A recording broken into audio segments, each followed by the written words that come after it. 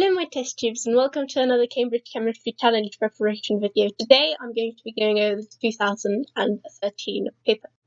Before I start, I'd like to say that I do aim to make this channel as useful as possible to people applying for STEM subjects at university, and therefore I would like you guys to interact with me and write to me in the comments what sort of thing you'd like me to go over next. And this can range from Olympiads in a certain subject, some STEM subjects such as astronomy, physics, maths, engineering, anything, to specific entrance exams such as the MAT and the PAT and the TMUA, though I'm not sure I can help you with the TMUA.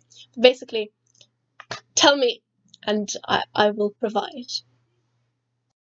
So to start off, for A, we know that the total, the maximum mass is going to be 104, so that's going to be the total molar mass of the molecule, and therefore 104 times the percentage of carbon, so 0.346, gives us something very close to 36. 36 is 3 times 12, so 3 times the mass of carbon, so there's probably going to be 3 carbons. Then for hydrogen, 104 times the percentage of hydrogen, 0.0385. It's pretty much equal to 4. So for hydrogens, because hydrogen weighs 1, and then for oxygen, 104 times 0.615 gives us something very close to 64, which for oxygen, which weighs 16, is going to be 4 oxygen. And so the formula that we get is C3H4O4. That's the molecular formula, and then the empirical formula is going to be the same because it doesn't simplify further. Then continuing on, part B, use the IR spectrum of A to suggest which functional group A contains. Well, we see by the IR spectrum that there is a sort of very broad trough, and at 3000, and if it was just a trough at 3000, it could be either alcohol or carboxylic acid, but because it's broad, we know that it's carboxylic acid, so I'm just going to put BCOOH. Then, so already reading C part I, we start to realize that we have A reacting with sodium hydroxide, which is alkaline, and so our attempt at B, which does sound like it's correct because we have an acid reacting with an alkali, so there's going to be an acid group in there. Then next, just before we try to find what happens when there's exactly 1 mole of A, let's find the ratio that is currently there. So we have 25 centimeter cubes of 8 gram per decimeter, so 8 gram per decimeter is going to be 8 over 104, which is equal to 0.077 moles per decimeter cubed. And if you then divide this by 1000 and multiply by 25 to get the number of moles in 25 centimeter cubed, we get 1.923 times 10 to the minus 3 moles of A. And then for how many moles of sodium hydroxide, that's going to be 0.2 times 19.2 times 10 to the minus 3, which is 3.84 times 10 to the minus 3 moles. Let's look at the ratio, because if, say, we have A moles of A and B moles of sodium hydroxide, then if we have K moles of A reacting, then there's going to have to be Ka moles of A reacting, then there's going to have to be Kb moles of B. And so the ratio is, in fact, 1 A to 2 sodium hydroxide. So there's going to be 2 moles of sodium hydroxide reacting with 1 mole of A. And then for part 2, suggest a structure for A consistent with all the data given. We need for every A has to basically have 2 acid groups to ensure that 2 sodium hydroxides react with each A. And this is a consistent structure, OH. Then next, give the structure for B. When it reacts with an alcohol, well, we have acids reacting with excess alcohol in acidic environments, so I'm pretty sure that it's going to just become an ester by replacing these OHs over here. That's going to give me O, O, double double CC. Yeah, and that's what we're going to have. And then for E, we know that hydrogens attached to carbon atoms, adjacent to carbonyl atoms, can be removed by strong bases, and we have exactly a strong base reacting from B to C. So the hydrogens adjacent to carbonyl groups, the carbons adjacent to carbonyl groups is going to be this one only. And so we're probably going to have a hydrogen removed or 2 hydrogen removed from here. However, I've never seen personally like a case study where 2 hydrogens are removed from 1 carbon in a reaction. We'll get a 2- sort of carbon thing. That doesn't sound very plausible to me. And then looking at the final product, I think that the carbonyl, the 2 double bonds that I'm showing on the paper here are going to be these 2 oxygens here, and we have exactly one thing attached in between them.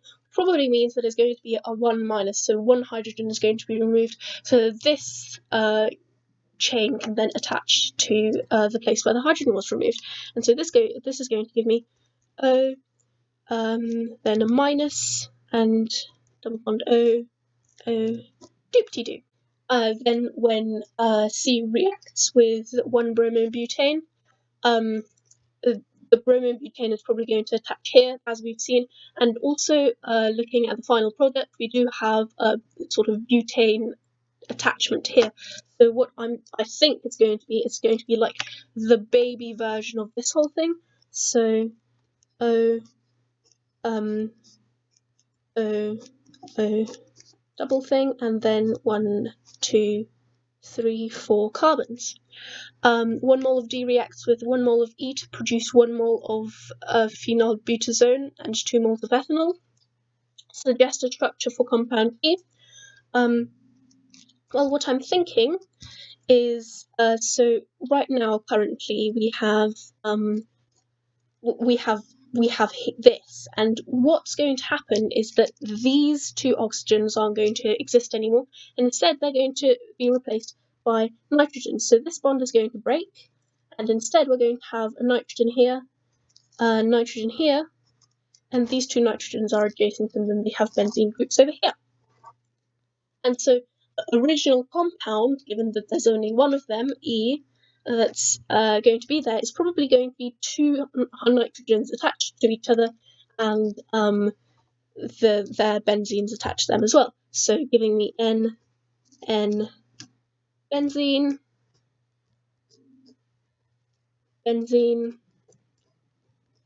and then just to balance, because here the N's are attached to only 2 things, there's going to be an H here and an H here. So for part G, give the molecular formula of phenylbutazone. If I'm pronouncing that correctly, I don't actually know. We have finding the number of carbons: 6, 12, 13, 14, 15, 16, 17, 18, 19. So C19, finding the number of H's: 1, 2, 3, 4, 5, 6, 7, 8, 9, 10, 11, 12, 13, 14, 15, 16, 17, 18, 19, 20, H20, then we know there's 2 O, so O2 and N2. Then which of the following could explain the peak at 309? Tick all possible explanations in the answer booklet. First part, the MR of the phenylbutazone is 309. Checking this, the phenyl, basically just calculate the molecular mass of phenylbutazone, and it's actually going to be 308. So that's wrong. So don't tick that, because that is a wrong statement. The molecule fragments. If the molecule fragments, it's going to have smaller molecules rather than larger mass molecules. So that's also incorrect. Naturally occurring carbon contains a small proportion of C13. I don't know exactly whether this is going to be visible, because C13 is like 1% about that of the whole of C, so it's probably not going to be as significant as it's shown in the drawing. But even then, it is a correct statement. That could be one of the reasons. So I'm going to tick 3. And also, naturally occurring hydrogen contains a large proportion of deuterium. That's false. It doesn't contain a large proportion. I think it contains like 0.02%.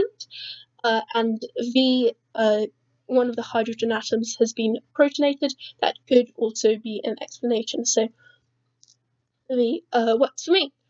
Looking at part I, the fragments formed are probably going to come from a reaction just like this. So I've drawn the initial molecule as it is right now, except I've also added the little extra hydrogen over here just to make it easier for me. And I know the reaction is going to go like this, and like this, then like this, and form a similar thing as it has here. And so that's going to be still nitrogen, nitrogen, O, this O isn't affected, then this becomes an OH plus. And we also have the benzene groups here.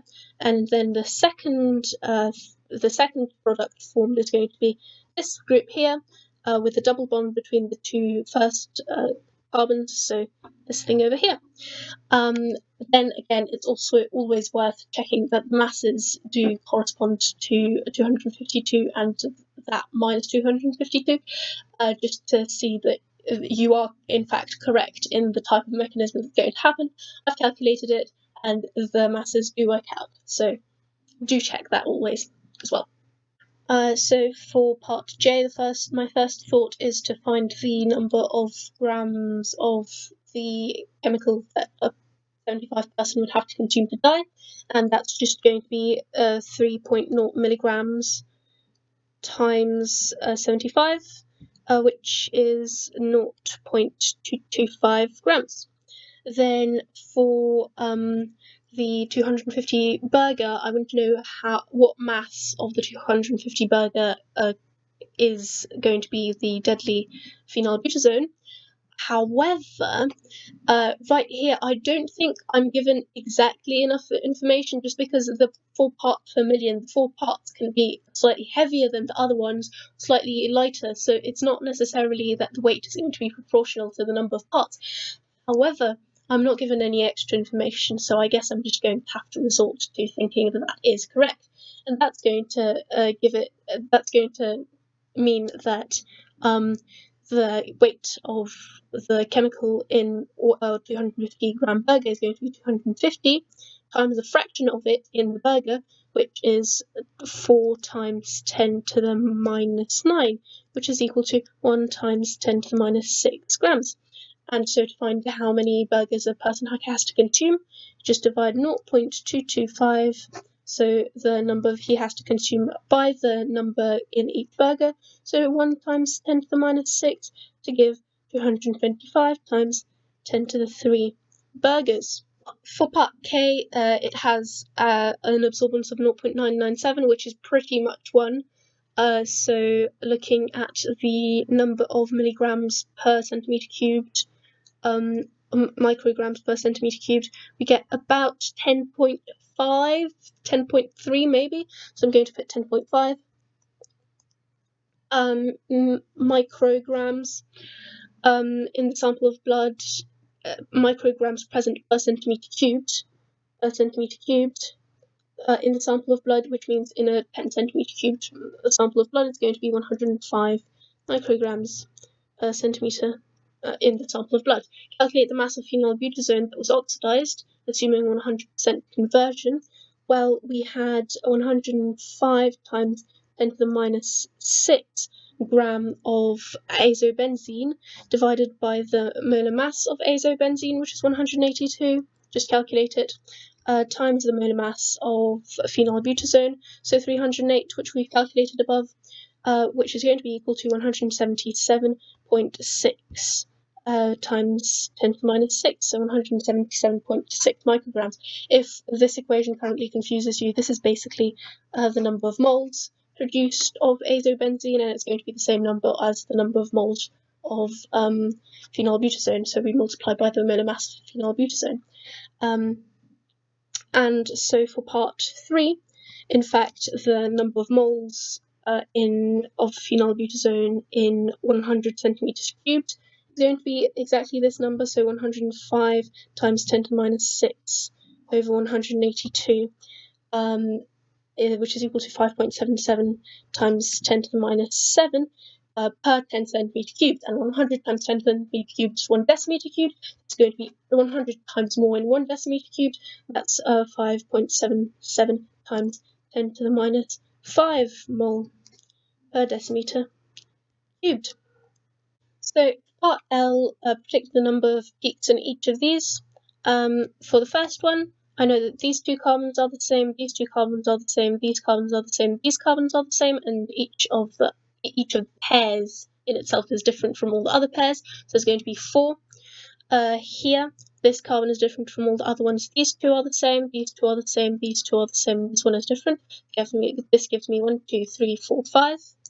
And then here, these two carbons are the same, these two carbons are the same, and these 4 carbons are also in fact the same. So that gives me 1, 2, 1, sorry, these 4 carbons are the same. That gives me 1, 2, 3. 3, yay. For finding the same for phenylbutazone, well, we know that each of these carbons is going to be different.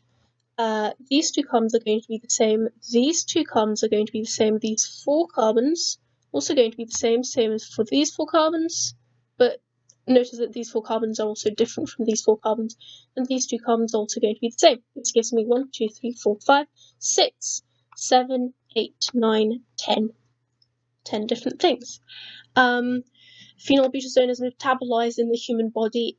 When phenylbutazone is metabolized in the human body, it has changed in the liver to a molecule that has mass spectrum molecular iron at M over Z 324.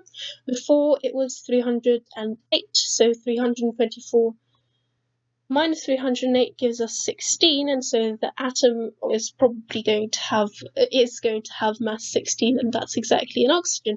So there's going to be an oxygen added somewhere. So for N part 2, basically we need to find where our additional oxygen goes, and and here we see that if we add the additional oxygen to any of these carbons, nothing will really happen, because the NMR, the number of peaks in the NMR spectrum isn't going to change anything, because these all are already distinct and they're not going to affect whether all of these are different. And if you add an oxygen atom to any of these, so the carbon here or the nitrogen here, they've already reached their maximum number of bonds, so they won't be very happy about that, so you don't really know what's going to happen there. So instead we're going to look at what happens when you add an oxygen to any of these. Now we're going to choose one of the benzene rings specifically, because if we choose the other one, then just basically the same thing happens, so we only need to look at one case. And the 3 cases that can arise is if you put an OH here, an OH here, an OH here, because putting an OH here is the same thing as here, and here it's the same as here. So we only need to look at 3 cases. If you put an OH here, then you get how many peaks? 1, 2, 3, 4, 5. These 2 are different. 6, 7, 8, 9 for these 2, 10 for these 2, 11, 12, 13, 14, 15, 16, and 17, because all of these are different. And same happens here, because all of these are going to be different, so there's again going to be 17. And then if you finally put your OH here, then you count the number of peaks, you get 1, 2, 3, 4, 5, 6, 7, 8, 9, 10, 11, 12, 13, 14, and 15, which is good. I don't really think that the whole thing is intuitive, and they only give you 1 mark for the whole thing. So if you'd get like a fraction of a mark for like working out separate letters, then I could see how you could go about getting a few marks. However, because the whole mark is given for the whole word, I don't think that's entirely fair. But I'll like give you reasoning that you could have gained marks if you had put part of the word in there. And so AZ kind of makes sense to me, because it's still going to be a butazone. And also Z is a very rare letter, so they're going to be very happy with the Z here. And then there's probably going to be a P just before here, because there's phenyl something. And then these final 3 letters here and final letter here, well, you could sort of think that there's going to be an N, but then again, I think that's kind of just luck, or if you guess the whole word. And here, oxy because it's been oxidized, but I mean, I wouldn't get it. So then for question 2, part A, just rewriting the formula for H2AQ. I can't write the aqueous quickly enough. CH4 AQ and plus 2H2O. Then we have the delta formation for each of these, so I'm just going to put the normal C, O2 and plus 4H2. I think that's all we need. And now, looking at the delta formation energies, we have minus 121 in this direction. For the 4H2, that's 4 times minus 4.187. And then for formation here, we have minus 89.1 and minus 286.0 times 2. And if you add all of these together, so 121 in this direction plus 4 times 4.187 minus 89.1 minus 289 times 2, you get minus 523, which is what we needed. Or at least, which is the right answer, sorry. And then for part B, again, giving the equation, we have CH4 plus some number of O2 gives CO2 plus 2H2O, so 2O2 here. And again, writing, yes, all of these are going to be aqueous, aqueous, aqueous, and just liquid. It's going to have a C plus H2H2 plus 2O2. So the formation here is going to be minus 89.1, here minus 2 times 11.72. This direction minus 121, and for the water minus 2 times 286. And again, summing these up in this direction, so 89.1 plus this minus this minus this gives me a total of minus 580.5, pretty much. Part C, give the formula for the nitrate 3 and the nitrate 5 ion, trying to find the number of oxygens. Now, to do that, use the normal Saphir method that I've introduced before, so oxidation state of nitrogen plus K oxidation state of oxygen, because we don't know how many oxygens there are, is going to be minus 1, because nitrate ions usually have a charge of minus 1, if you don't know what these look like, of course, already. And so we already know the nitrogen in the first part is going to be 3, so 3 plus K times minus 2, that's the oxidation state of oxygen, is going to be minus 1, and so K times 2 is going to be 4, and so K is 2, so K equals 2, and so the nitrate 3 is going to be NO3 minus. And then doing the same thing for the nitrate 5, we have 5 plus K times minus 2 is equal to minus 1, and this gives us K equals 3, so we have an NO2 minus and NO3 minus here. Okay, great. For the second part, I don't know what to do with this directly, because I know that the nitrogen is going to have 3 bonds, the oxygens usually have 2 bonds, but that doesn't work. So I want to do a dot and cross diagram to make life easier for me. Okay, so the nitrogen is probably going to be in the middle for the NO2. So nitrogen special here, oxygen, oxygen. And so the thing is, if I put a double bond between the nitrogen and the oxygen is going to be very happy, because it has the remaining shells, the remaining electrons in the outer shell going to be just enough. The remaining electrons in its outer shell, just these 4, going to be just enough to make 8 electrons in its outer shell. However, the nitrogen can't form 2 double bonds, so one of these double bonds is going to be a single bond, and balancing the number of electrons on the nitrogen atom gives us a perfect outer shell of 8 as well. So these 2 atoms are very happy, and then this oxygen, however, has one electron missing, and that's good because we already know that it has a charge of minus 1, so we're going to add a little electron here and transforming this into a normal diagram. We get double bond NO and single bond O. And then for the NO3 minus, doing exactly the same thing with 3 oxygens. So you might think maybe I should do 1 double bond and then 2 single bonds. However, the nitrogen won't do 2 single bonds. So my first thought was basically to use these 2 electrons as maybe a dative bond, because if you do add 2 single bonds, then you'll have one of these electrons just left out completely. So trying that out, get double bond here, single bond here, oxygen, all happy here, and this one as well. Going to give it its extra electron already, and here I have the 2 nitrogen electrons, and the third oxygen is going to be very happy as well because its 6 electrons make a full outer shell. And so that transforms to N, this double bond O, this single bond O minus, and then a dative bond to an oxygen. Finding the approximate bond angles in each. This nitrogen has a lone electron pair over here. Because the lone electron pair pushes everything away stronger than the bonded electrons, what should be a 120 bond, because there are exactly 3 bonded electron groups, becomes something less than a 120 degree bond because it's a bit squished.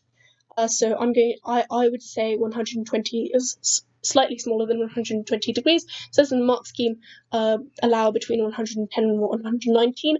I think they would also allow slightly less than 120, but just put the number. And then here you have 3 bonded electron pairs. The bonded electron pairs repel equally, so it's going to be exactly 120 degrees. So part 3 of C, we have NO2 reacting with iodide plus something else, probably hydrogen because it's acidified in aqueous acid, gives us iodine, and then iodide here is going to be oxidized, so chances are that the nitrogen here is going to be reduced, and so it can be reduced, there's a minus here, it can be reduced to an NO minus, but we don't see this very frequently, or an N2, which is more likely. So plus N2, then compensating for the N2 here, we have 2 NO, and that means that we have to have an extra oxygen on this side. And oxygen is probably not going to be in the form of O2, just because that's not found very frequently in redox reactions. Instead, it's probably going to be H2O. Going to be 4H2O, giving us 8H plus on this side, and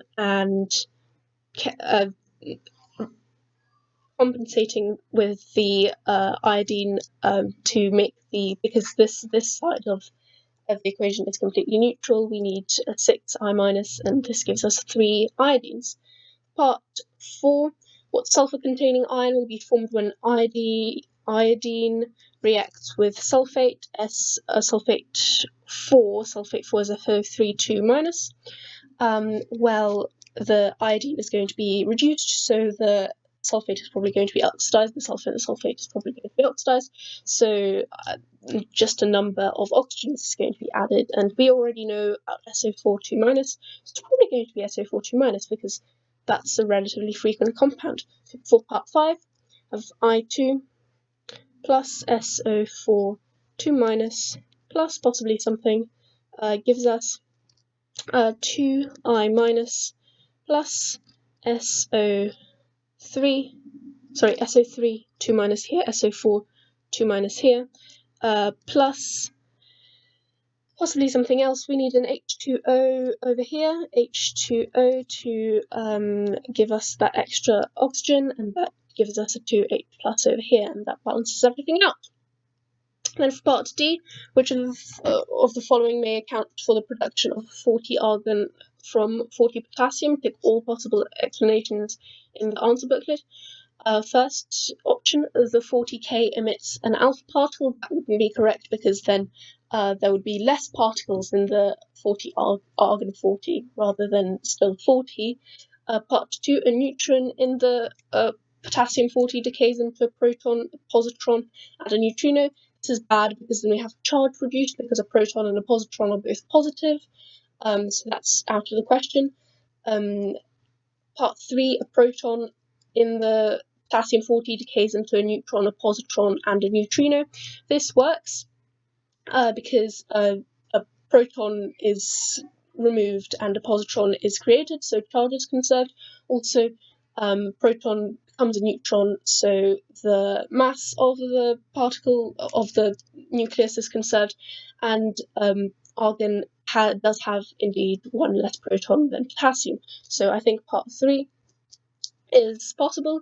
Part 4, a neutron in the potassium decays into a proton, an electron, and a neutrino. That would give us more protons than before, and that's not what we want because we want fewer protons. And for part 5, a proton in the potassium 40 captures an electron and decays into a neutron and a neutrino. This works because, again, mass is conserved, charge is conserved, and the proton number decreases by 1. So part 5 is also true. Then for E part I, given that 1 mole of gas occupies a volume of 22.4 decimeter cubed at 0 Celsius, I calculate the number of atoms of argon 40 in 1 centimeter cubed of water.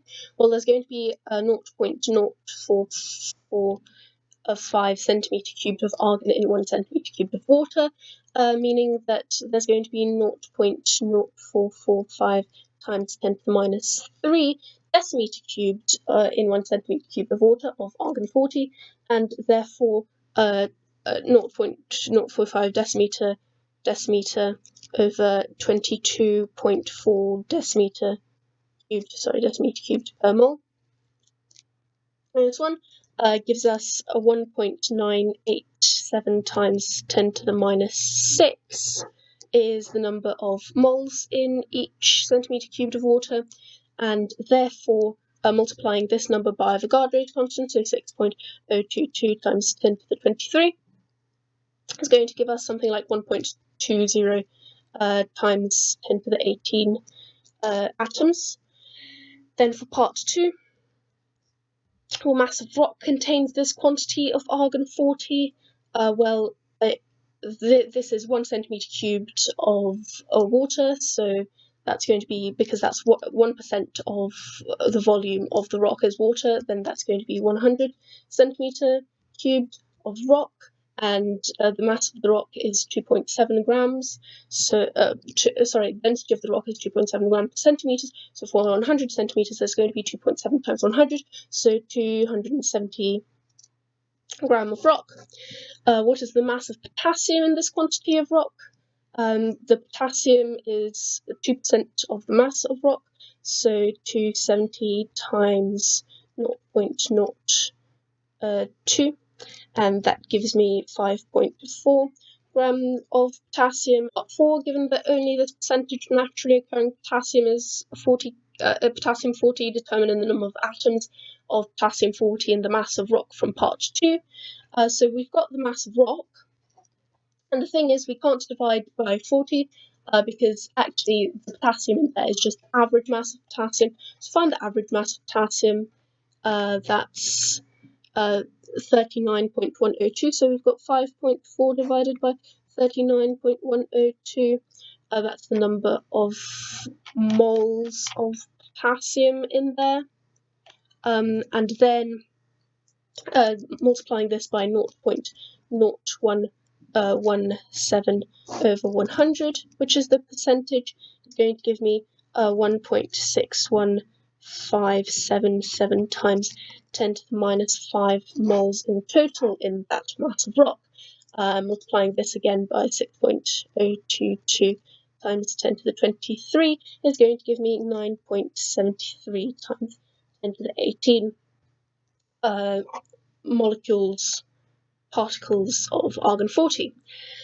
Then for the final part, I'm going to rearrange this equation before doing anything calculator related, just because I found that easier. So N40 argon divided by N40 K times 0.105 is equal to e to the lambda t minus 1. I've just divided by this over here. Then that gives me N40 argon over N40 K times 0.105 plus 1 is equal to e to the lambda t. So taking the ln of this gives me ln of e to lambda t, which is lambda t, and then dividing all of this by lambda gives me t in years. And plugging in my value for lambda, N40 argon and N40 potassium is going to give me something like 1.4 times 10 to the 9 times, and time is in years, so it's 1.4 times 10 to the 9 years. There we go. Well, I hope you guys enjoyed this video, and I also hope that your exams go perfectly well.